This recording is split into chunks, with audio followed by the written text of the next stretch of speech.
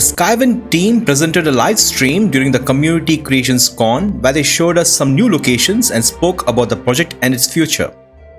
I will leave a link to the full stream in the description for those interested.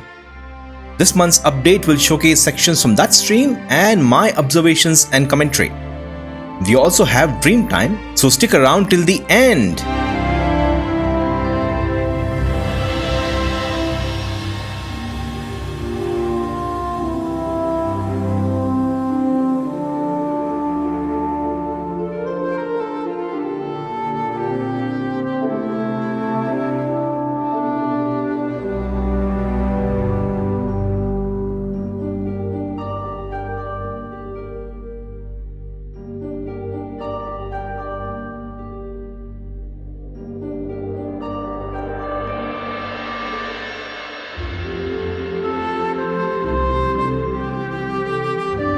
Welcome to Gnisis. We all know that this town is built on a small plain on a hillside below a large egg mine.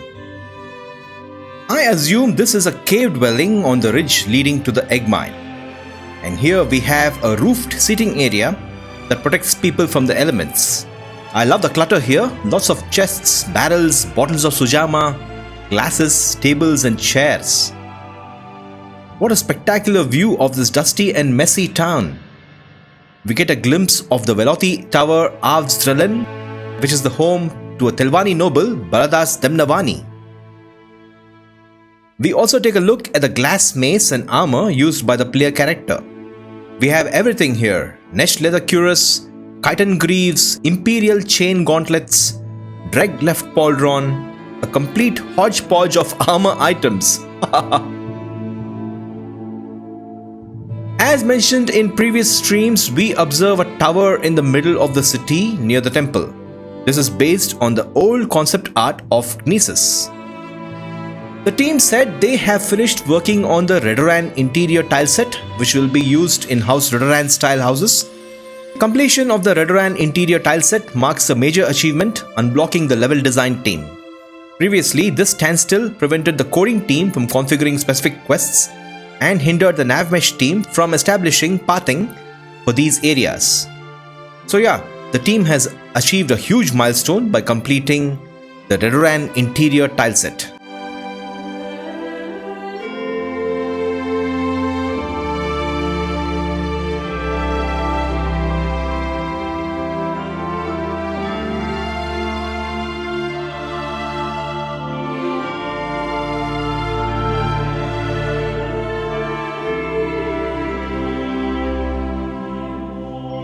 Next, the devs enter a shop belonging to Beven Releth.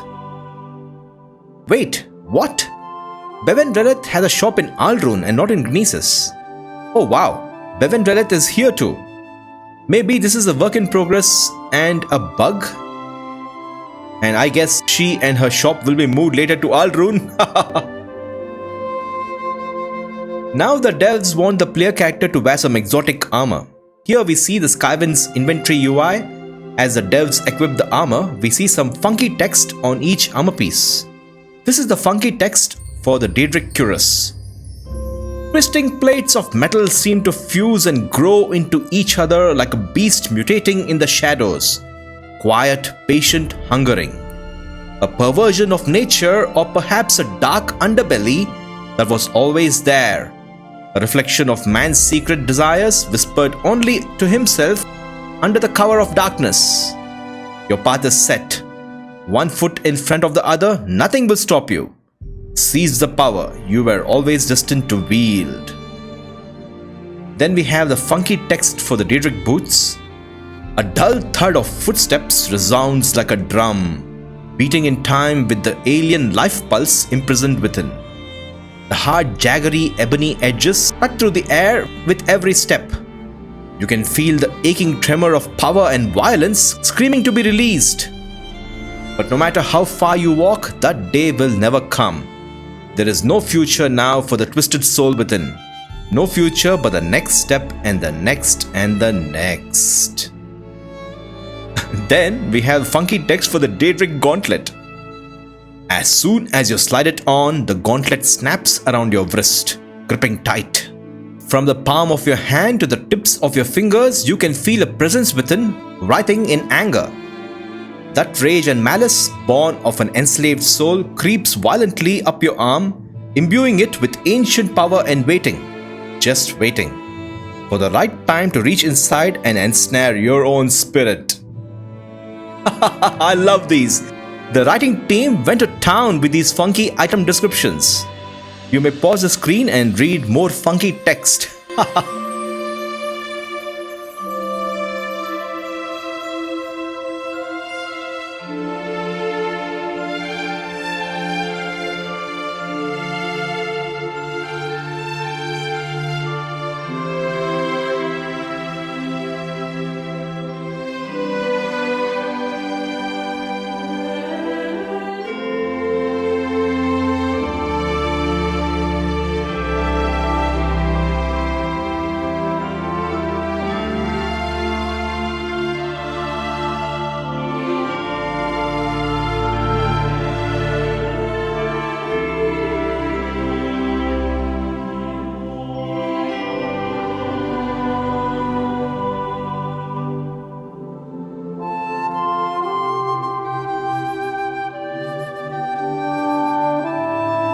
When you play Morrowind, you can visit Kerothmuk Gro Musgub, an orc smith who has a shop in Suran.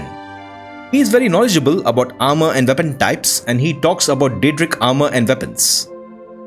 He says Daedric weapons are made from raw ebony, which has been refined using the craft and magical substances of the lesser minions of Oblivion. The process is not a pleasant one for the Daedra involved, and the weapons retain echoes of preternaturally prolonged suffering endured during manufacture. Daedric weapons are the most rare and expensive weapons known in Tamriel. Essentially, the appearance of Daedric armor is reflective of the Daedra's prolonged suffering endured during manufacturing. That is fascinating. Okay, we went off on a tangent, back to Skywind. Daedric armor, alright. That demon armor looks great. Argyle, the writing lead, talks about how Gnisis is a mining town. Instead of mining for riches, they mine eggs. The people here eat bug eggs in this town, and it is a very common thing to do.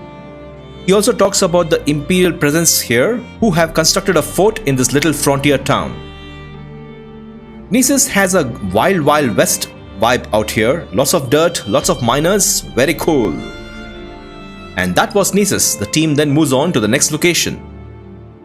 Now do share your observations of this frontier town.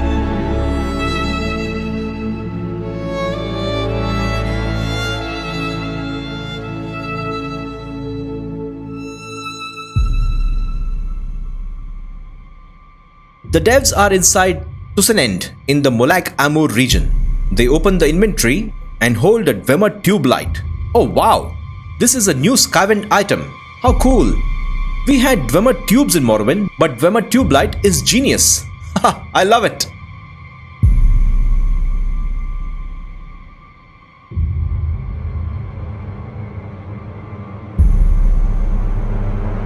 This chamber lights up when we enter, and a scamp starts blasting fireballs.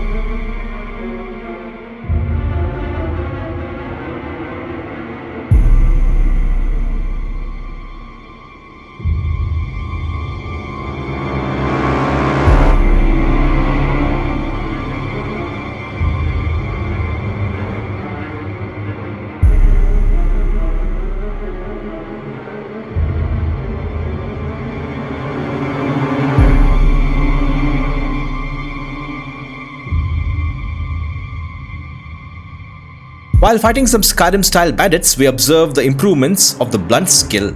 That is so cool. No more generic one-handed or two-handed skills like in Skyrim. all the Morrowind weapon skills are back. But that fight felt so Skyrim, right? I'm not sure if they can get rid of the Skyrim bandit combat AI so that it feels different, but I guess that is a lot of work. If the Skywind devs are watching, do share some insight. I guess we will face a lot of bandits, and it's a good idea to have different AI and moves so that encounters won't feel like Skyrim.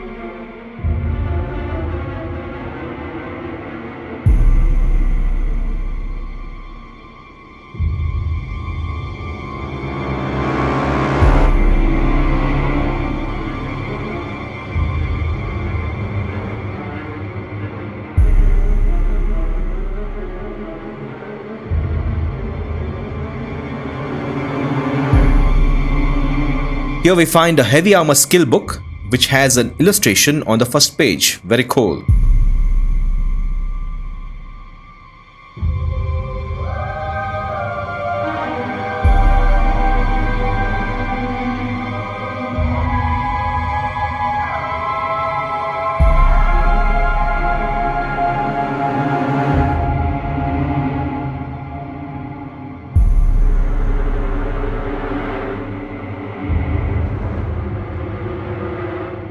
These Skywind Daedric ruins are spooky places. Holy crow, they give me the creeps all the time.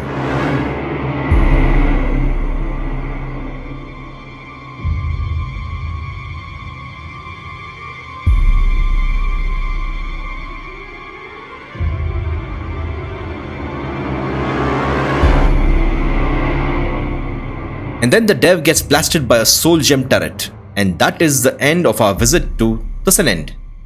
Oh man, we did not get to see the shrine of Malak Baal. Oh well.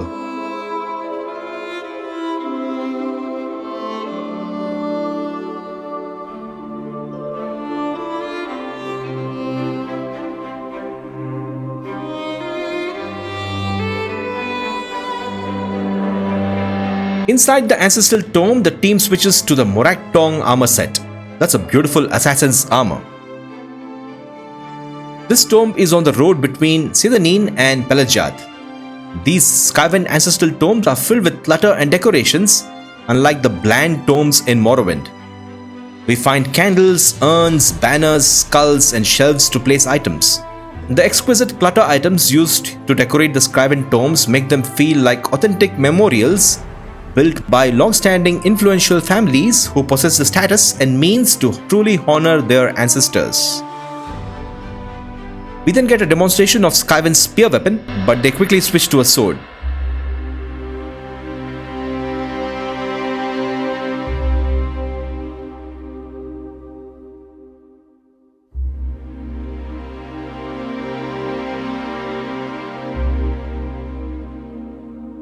Looks like the animation and weapon need more work.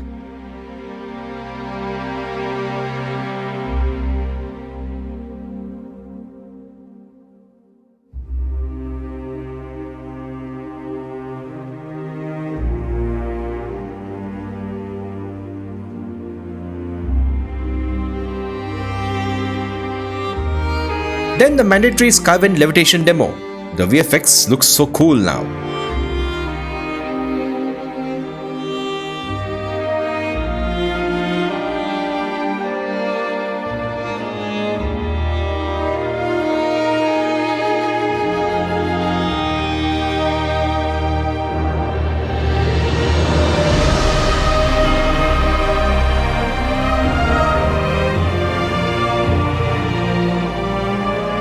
The devs then enter this large chamber with lots and lots of clutter, tables, books, candles everywhere, and murals on the wall. The main burial chamber is a level below with strange plants, atmospheric lighting, and mist effects. Absolutely stunning work. And of course, we find more clutter here too. And that is the end of our visit to Andrano Ancestral Tomb.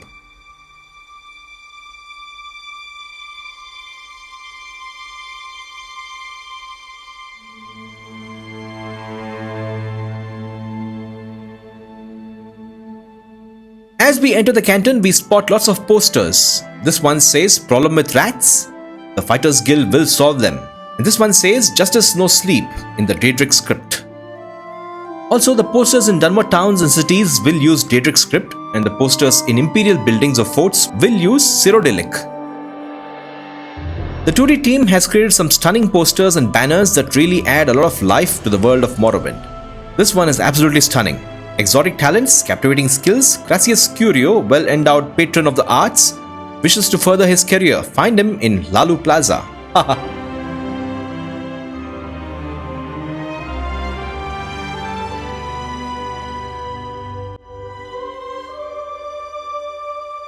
So much creativity everywhere, like this mural.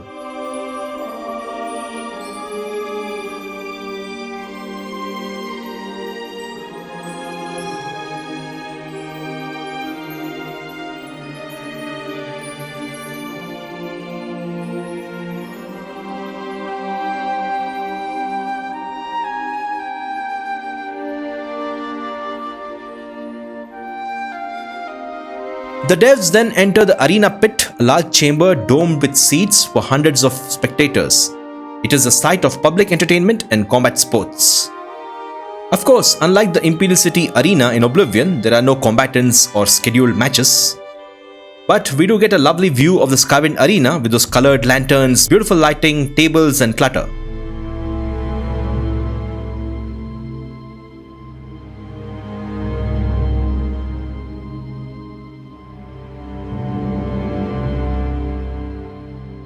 The devs then go on a walk in Vivec City along with the demonstration of water walking.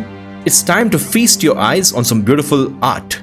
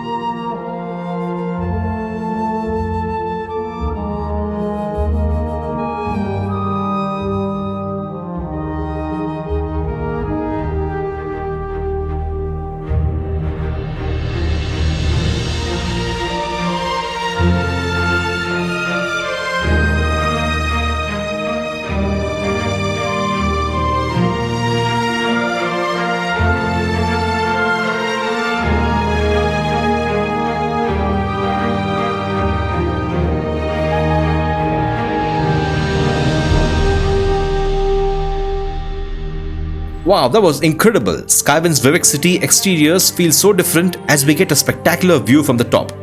As you can see, every canton looks different. This is true artistic and technical genius from the Skywind team.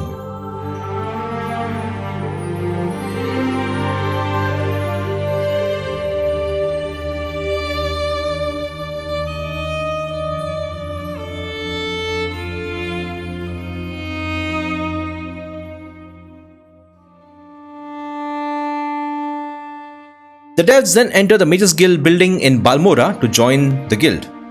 Ranis Atheris has a voice now. Yay! Are you looking for me? You want to join the Mages Guild? Yes, you look like the sort we could use in the Mages Guild. Will you take the Mages Oath and join the guild? What is the oath? Perform any duties assigned to you by the Masters of the Guild.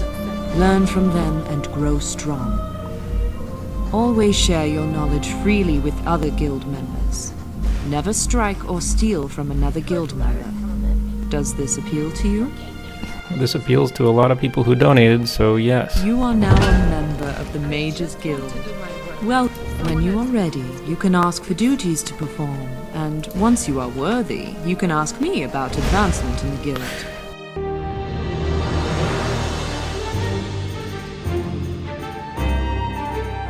Oh wow, people practicing magic. How cool. The teleportation area is beautiful as well. Ah, Ajira is a busy bee. I love that writing animation. Some Telvanni bug mask.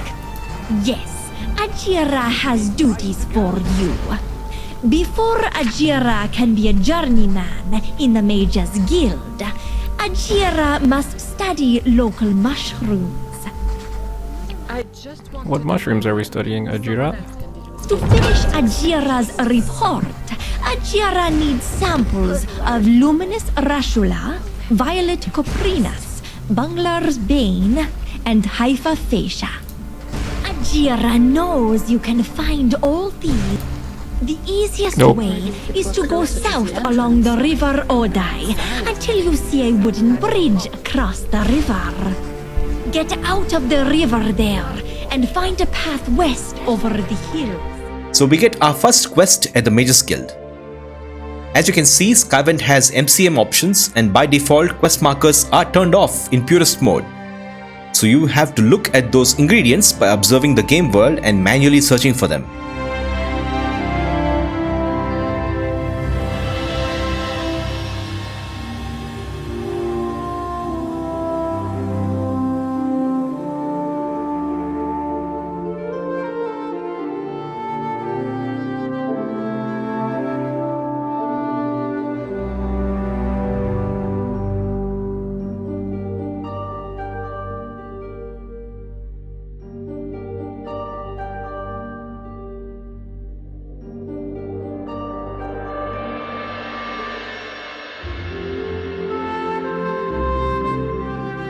As you can see, the developers are trying to follow the directions mentioned in the journal to find those mushrooms.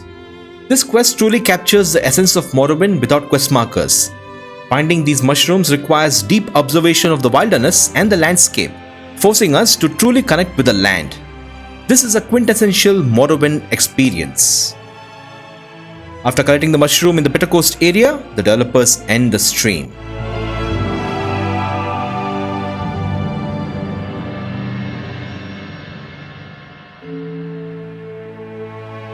That's about it guys for this month's Skywind update. I have no words to express the creative work being done by the Skywind team. They are my favorite Skyrim modding team. I shall see you soon for another update. May Vivec, Almalexia and Ancestral watch over you. But stay on for Dream Time.